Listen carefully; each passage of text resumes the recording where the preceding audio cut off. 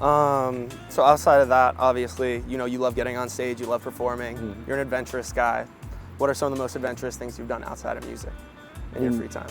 The most adventurous thing I've ever done. So this was the summer after my freshman year of college. I was working at a day camp. There's like 2 weeks left, and an old friend from middle school, he's like, yo, I'm coming to town today. I want to see you. And I was like, okay, pull up.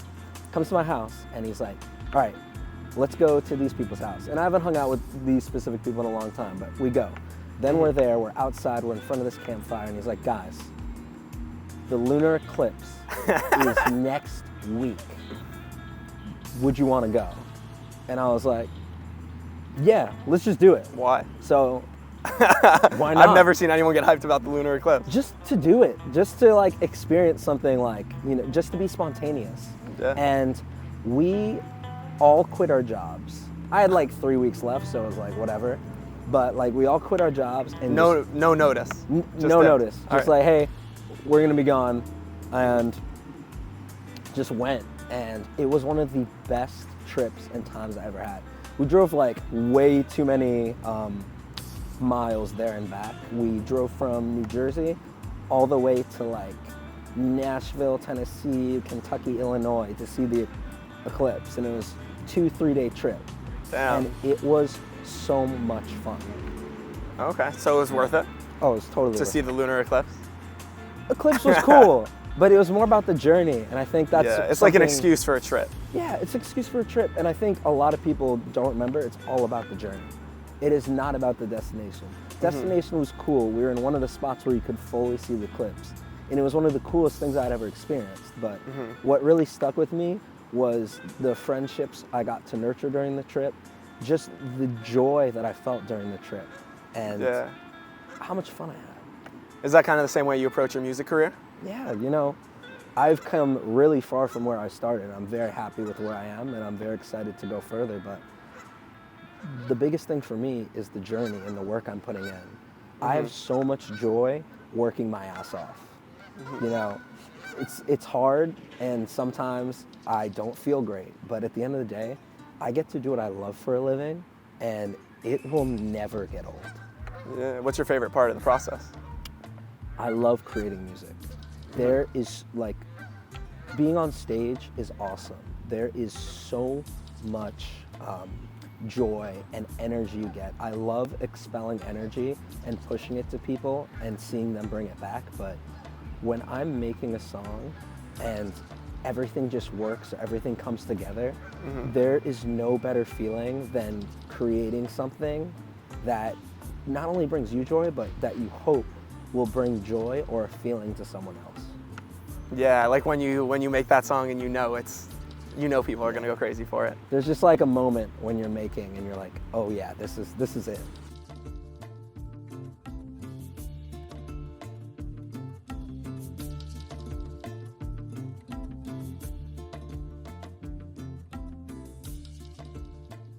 Yeah, so I'm Martin. I'm an artist, songwriter, producer, DJ, and just lover of art and anything creative.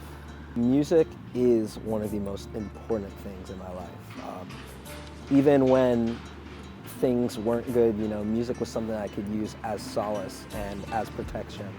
And whether I'm not even making or playing music, music has been something that I've always been able to find, like just playing stuff, discovering new artists. It's something that's not just work to me, it's a passion and something that I do in a lot of my free time. But besides that, I love to play basketball, I love to play soccer. Those are like two passions of mine. You know, they don't make it as close to music, but they are something that I take a lot of joy in and that I really love. Obviously you're here because you're incredibly talented. So why don't you tell us about your journey into the world of DJing, what got you started? DJing was something that really came to me. The first time I ever went to a club, I was 14, and it was my first time getting introduced to electronic music, and it was my first time getting introduced to the art of DJing. And I remember I was at that first event, and I was like, this is something I have to do. It's something I have to learn to do. It's something I want to do at the best possible level I could. Damn. My mom would not have let me go to a club at 14. You know, I'm pretty sure my parents argued about letting me go anywhere. So it's the same thing. I got lucky. Very supportive parents. I'm very lucky. Damn. So been listening to music your whole life, obviously, it sounds like. What's really one of those first songs that like you had this strong emotional connection to that really started your love of music? I don't know if it's an emotional connection, but the earliest memory of music for me was 2 years old in the minivan singing songs at the top of my lungs.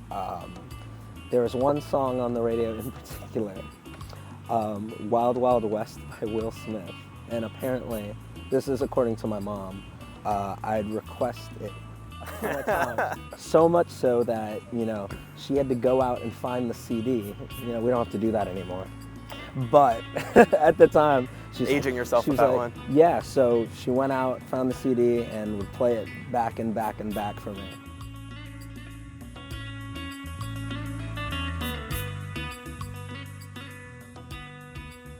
What do you think of the direction the music industry is going now? Is there anything you want to change? The industry is in a very interesting place. Things are becoming more independent because of how easy it is to access other people through social media, through streaming. It's really interesting because it's going back to the creators more and more. Yeah. There's an artist I really love, and he recently dropped an app, and he's putting out all the music on the app that he's not putting on streaming. He's putting out merch exclusively on this app, and it's a way that he can interact with those super fans and keep them in the ecosystem. I think it's absolutely incredible. Yeah, game the system. Who is it? Toby Lou. Okay, yeah. Yeah. Oh, I didn't know he was doing all that. Yeah, so he has an app called Toby Loop, and it is insane. It is genius. It is the best way to keep your fan base. You know, people say that you shouldn't fully rely on any of these social medias or anything, because what if one day they just take away your account? What if one day they just, you know, block you from reaching everyone? Then you're screwed. That's why there's such an importance on email lists, such importance on all these other ways that you connect with people. And having your own app, it's like almost a direct line to someone's phone that they can check on what you're putting out all the time. Yeah, you see yourself taking a similar route? I Really think- trying to stand out by yourself? Yeah, I think there's going to be a point where I do that. Yeah. I guess it's time to maybe learn a little bit more about you, kind of in some random ways. Okay. Like if you could go anywhere, anytime, where are you going and why? Okay, I have two. All right. One, go to the start of hip hop in the late 70s in New York, or go to Chicago when House was coming out of there. Interesting. Okay, so stays in music. Yeah, 100%. All right, you have to choose one. I think I would go the Cool Herc party. Okay, what are you doing? Just dancing, vibing? Just taking it all in. Okay. I'd like to say I dance, but I think I would just witness it all happen, you know. The first time someone used a break beat, and like, there's so much culture there that has now become something way bigger than itself, and it's so cool that it happened in such a small area. Yeah. I mean, it's still New York, but you know. Yeah, I mean, that would have been super cool to see. I for sure would have said I'd go watch the pyramids be built, but I like your answer better. Wow, that's a good one. Yeah. Gotta know who did that. It's gotta be. But I guess kind of pivoting the conversation to more deeply who you are on a deeper level, what would you say about what guides you, not just in music, but in your life? Your life philosophy that, you know, kind of defines who you are. There's two things that guide me. One is my family. My family is the most important thing to me, and I will always do anything for my family and my close friends who I also consider family. Yeah. Number two, there is a saying. When I was around 18, someone said something to me that really stuck out to me. They said that my humor, my kindness, and my persistence were the things that, you know, kept them close to me, kept them, you know, whatever it may be. And I've really took those words to heart. That's how I've always moved, but it's how I want to continue to move. No matter where I am, no matter who I'm dealing with, no matter what the situation is, I want to go into everything with humor, kindness, and persistence. I want to make every person laugh.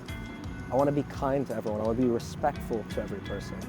And most importantly, I want to be consistent in my work. I want to be consistent with people. I want to be consistent and intentional with everything I do. And so humor, kindness, and persistence is the biggest thing for me. All right, that's a good big three. That's the Braun, Wade, and Bosch of life values right there. I love that. It might be. Yeah, so are there any specific places that hold important value to you? I think one of the biggest places that holds a lot of importance to me would be the city of Chicago. I'm originally from Chicago. I moved away when I was very young, but it just, every time I go back to that city, I feel like I'm at peace, I feel like I'm at home. You know, my dad was born and raised there in the south side of the city, and I think maybe part of that is just like put into me, but every time I'm there, it feels like I'm home. And when did you move away from Chicago? So I moved away from Illinois when I was 10. To where? Oregon. Damn. Very interesting move, very weird transition. Yeah, what did you think of Oregon? It was different, quieter. Okay. I lived there for 2 years. And Okay. it was Yeah, like how would you different. capture the Oregon experience? A very small town. Okay. I was actually in one of the bigger towns in Oregon, but it was still like everyone knows everyone. Yeah. And it was interesting because, I don't know, it's not like anything else I've experienced. I moved a couple times, and so one big thing I've gained from moving is, you know, everyone is very different. There is so much nuance and perspectives in the world, and to expect everyone to be the same or act the same is silly, to be frank. Yeah, yeah. You know, I remember I got to college and a lot of people were like, oh, this person like is acting weird, da da da da, and I'm like, well, they're from somewhere else, so they probably just like do this a certain way. And it's odd when people like, you will call someone out for doing something, and it's like, it's not actually wrong, it's just not the way you're used to or you grew up doing. Yeah. So I'm very open and like very accepting of like different people, cultures, and everything because of those moves.